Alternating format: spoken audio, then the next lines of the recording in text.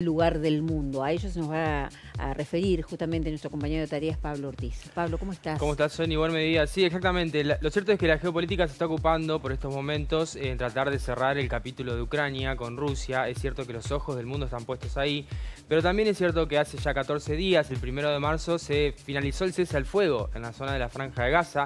Es cierto que no ha habido nuevos bombardeos, pero lo que sí ha habido es un incremento exponencial de la situación humanitaria deplorable que está habiendo por estos momentos cerca de 2 millones de palestinos en la zona de Franja de Gaza, porque si bien ya con más de un año de guerra, más de un año de asedio israelí, en los últimos días se han tomado decisiones directamente bajadas por parte del gobierno de Israel para generar un poco más de presión a Hamás. En teoría ese es el argumento. Obviamente los que sufren son civiles, este tipo de decisiones, para volver a reencauzar la tregua, volver a reencauzar la devolución de rehenes. Hay algunos 30 rehenes aproximadamente que tienen que ser devueltos aún por el intercambio con prisioneros palestinos. Lo cierto es que en los últimos días se decidió, y no solamente se decidió, el ministro de Energía de Israel lo anunció con bombos y platillos, la decisión de bajar la perilla, definitivamente dejarlo sin luz, sin electricidad la zona de Franja de Gaza. Esto ha afectado directamente la posibilidad de acceder a agua potable, porque la electricidad que iba para la Franja de Gaza, que era muy escasa, que tenía muchísimos cortes y demás, principalmente iba a centros de asistencia sanitaria, centros de salud y demás, y también aquellas plantas que son desalinizadoras, es decir, hacen potable el agua salada que llega a la región. ¿Y qué han dicho las organizaciones internacionales tras esto, que es tremendo, tremendo, dejar sin agua, sin luz a miles de palestinos, bueno,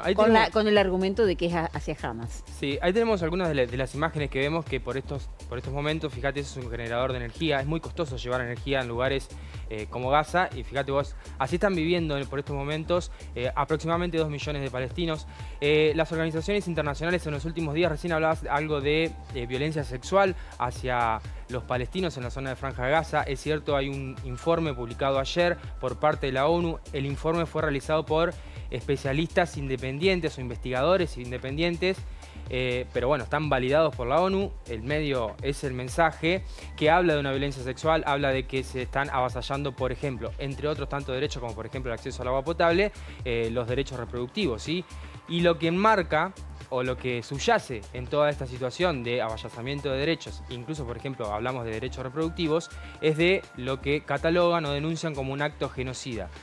Reiteramos, sigue sobrevolando la idea por parte de la ONU y otros organismos internacionales de derechos humanos, la idea de una limpieza étnica, la idea de un genocidio, un asedio a los palestinos que aún resisten en la Franja de Gaza, y además una información que no es para nada menor. Es cierto que aún no es oficial, pero ya está publicado en distintas agencias a nivel internacional, incluso el propio Donald Trump ha hablado de ello. Es la decisión que tiene Estados Unidos, por ejemplo, Israel también, de deportar a los palestinos que queden con vida luego del asedio israelí.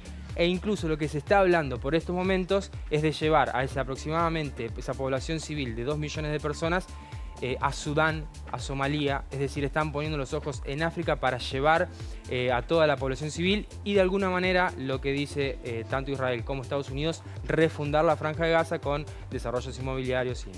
Muy breve, porque no tenemos más tiempo. ¿Esto podría complicar la tregua? ¿Podría haber un paso atrás de parte de Hamás y ahí complicar todo? Digo, ante estas determinaciones de Israel. Es una situación conflictiva en absoluto. Es cierto que es parte de lo que estamos viendo como un gran asedio, un conflicto de guerra, un conflicto histórico. Ayer comenzaron, al menos así lo afirmaron el representante de Hamás, se volvió a sentar a la mesa en Doha, en Qatar, con algunos representantes israelíes. Se esperan todavía la llegada de estadounidenses para poder reencauzar la tregua que, reiteramos, finalizó el 1 de marzo y en estos casi 2 semanas se han bloqueado los accesos, se les cortó la luz y les impiden llegar medicamentos, alimentos y ayuda humanitaria, ¿no? Terrible, terrible toda la información que nos estás brindando, Pablo. Estaremos también atentos a cómo sigue esto en el escenario internacional. Muchísimas gracias.